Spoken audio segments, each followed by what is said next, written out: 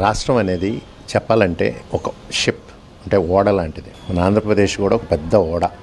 దాంట్లో రకరకాల మనుషులు అందరూ ఉంటారు, సముద్రంలో పోతూ ఉంటుంది. మనం షిప్కి క్యాప్టెన్ని, దాని ఆఫీసర్ని మార్చాము అంటే ముఖ్యమంత్రిని, మినిస్టర్ని ఇంకొకటి వచ్చి బాగా చేస్తాడండి. ఆ కొత్తగా వచ్చిన క్యాప్టెన్కి ఆ షిప్లో ఉన్న ఒక భాగంలో ఉన్న మనుషులు నచ్చలే. అందరూ కాదు, వాళ్ళలో కొందరు నచ్చలేదంట. అందుకని వాళ్ళని ఏదో ఒకటి చేయాలని చెప్పి మిగతా షిప్లో ఉన్న వాళ్ళందరినీ రెచ్చగొట్టి ఆ షిప్కి వాళ్ళు ఉన్న ప్రాంతంలో బొక్క పెడితే వాళ్ళ లోపలికి వచ్చే నీళ్ళలో కొట్టుకుపోతారు అని అందరినీ నమ్మించాడు. సర్లే వాళ్ళెవడో కొట్టుకుపోతున్నాడు అని అందరూ నార్మల్గా కూర్చున్నారు. వాడు అక్కడ బొక్క కొడుతున్నాడని వాళ్ళకి తెలిసి వాళ్ళలో చాలామంది జాగ్రత్త పడ్డారు. కానీ జాగ్రత్త పడినోళ్ళు ఎవరంటే ఈ బొక్కలో నుంచి చేరిన నీరంతా ఓడ నిండటం మొదలెట్టింది. నెమ్మదిగా కాళ్ళకి తడంటడం మొదలెట్టింది. ఏంట్రా జరుగుతుందని కంగారు పడ్డారు. ఇప్పుడు మోకాళ్ళ దాకా నీళ్ళు వచ్చింది. ప్రతి ఒక్కడికి తెలుసు కొంతసేపు ఆగితే పీకల దాకా నీళ్ళు వస్తాయి. ఇక్కడ మోరల్ ఆఫ్ ద స్టోరీ ఏంటంటే ఎవడో పోతున్నాడని మనం వదిలేస్తే ఏదో ఒక రోజు మన కాళ్ళ కిందకి నీళ్ళు వస్తాయి. ఇప్పుడు అర్జెంటుగా మనం క్యాప్టెన్ని మార్చాలి. సమర్థుడైన క్యాప్టెన్ని తీసుకుని రావాలి. బొక్క పూడ్చాలి. అందరం కలిసి కష్టపడి నీళ్ళన్నీ తోడి బయట బారబోయాలి. ఇది చేయగలమో లేదో తెలవని పరిస్థితుల్లో మనం ఉన్నాం. ఏముందిలే నడుపుతాడని ఒక సెక్షన్ ఆఫ్ పీపుల్ ఉన్నారు. క్యాప్టెన్ని మా కులమే, మా మతమే, మా ప్రాంతమే అని. ఇక్కడ ఇన్ఎఫిషియెంట్ లీడర్షిప్కి కులాలు, మతాలు, ప్రాంతం ఉండదు. అందరినీ సమానంగా డ్యామేజ్ చేస్తుంది. ఆంధ్ర రాష్ట్ర ప్రజలు ఇది తెలుసుకోవాలి. యాక్చువల్గా చెప్పాలంటే వాళ్ళు తీసుకున్న నిర్ణయం మీదే ఒకసారి వెనక్కి వెళ్ళి చూసుకుంటే నాయకుడు అనేవాడు ఎక్కడి నుంచి వస్తాడండి? మనలో నుంచి వస్తాడు, మన ఆలోచనలో నుంచి వస్తాడు. మన అందరం బాగుపడదాం, అభివృద్ధి కావాలి అనుకుంటే అభివృద్ధి చేసే నాయకుడు వస్తాడు.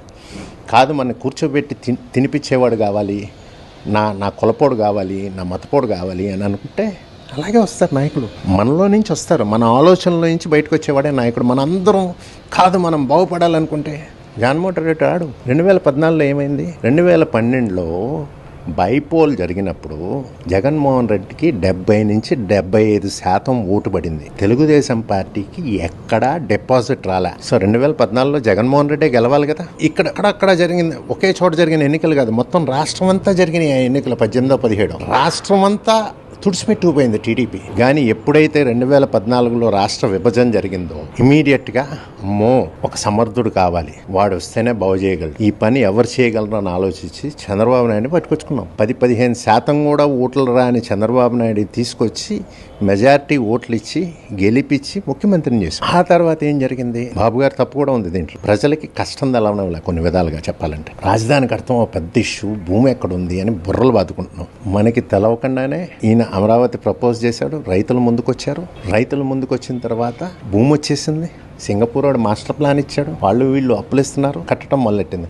రాజధాని అనేది ఎలా కట్టాలి అని బుర్రలో బద్దుకుంటే ఒక ప్రపంచ స్థాయి రాజధాని తేలిగ్గా వచ్చేసింది మనకి. దాని విలువ తెలవలే. వి డిడ్ంట్ గో త్రూ. ఒక విధంగా నేను ఒక్కొక్కసారి చాలా మంది మేధావులు నాతో చెప్తూ ఉంటారు, ఆంధ్ర అభిమానించేవాళ్ళు, మనకి రాష్ట్రానికి ఎమోషనల్ పునాది పళ్ళ రాజధానితో ఇప్పుడు పడతా ఉంది. ఎందుకంటే ఊరికనే వచ్చేసేది, ఎమోషన్ లేదు. ఇప్పుడు ఎమోషన్ క్రియేట్ అవుతుంది. ఏంటో రివర్స్లో జరుగుతుంది అని. అలాగే రోడ్లు వచ్చేసినాయి, ఊళ్ళకి లైట్లు వచ్చేసినాయి, సిటీస్ అన్ని అందంగా ఉండటం మొదలెట్టినాయి. ఎక్కడో అనంతపూర్లో కియా వచ్చేసింది. వచ్చిన 13 ఇన్స్టిట్యూషన్స్ రాష్ట్రం అంతా పెట్టేశారు. ఒక్క మొబైల్ తయారు చేయని ఆంధ్రప్రదేశ్లో ప్రతి 3లో ఒక్క మొబైల్ తయారు చేసే స్థాయికి చిత్తూరు జిల్లా వచ్చింది. రాష్ట్రం అంతా కాదు, ఉట్టి చిత్తూరు జిల్లాలోనే దేశంలో తయారయ్యే ప్రతి 3 మొబైల్లో ఒక మొబైల్కి వచ్చింది. ఎక్కడ పెడితే అక్కడ కంపెనీలు వచ్చినాయి, వైజాగ్లో బిల్డింగ్లు వచ్చినాయి, ఇక్కడ అమరావతి జరిగిపోతుంది. అప్పుడు మనలో ఉన్న రాక్షసుడు మేల్కొన్నాడు. తన పక్కన కడుతున్న కియా కంటే అక్కడ కూడా అమరావతివాడు ఎక్కువ బాగుపడుతున్నాడు అనే విద్వేషం వచ్చింది. ఒక్క వైజాగ్ వాళ్ళే దీనికి టెంప్ట్ అవ్వలే.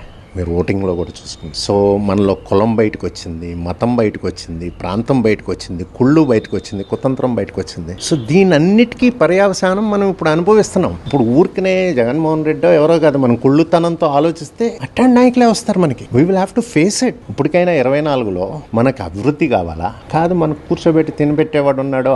అప్పు చేయటం అంటే ఏంటి? అప్పోడు కడతాడు. నువ్వు అప్పు చేసిపోయావు అనుకో, నీ పిల్లలు కట్టాలి, వదలరు. నీ ఆస్తులన్నీ తాకట్టు పెట్టి తీసుకుంటారు. సో నీ పిల్లాడి నోటికాడి కూడు నీకు అప్పు చేసి నీకు పెడతాం అంటే నీ పిల్లాడి నోటికాడి కూడు తీసుకొచ్చి నీ నోట్లో పెడతాం. అది గొప్ప పని అని అనుకున్నారంటే అంతకన్నా దౌర్భాగ్యం ఉండదు. ఇప్పుడు జరుగుతుంది అదే.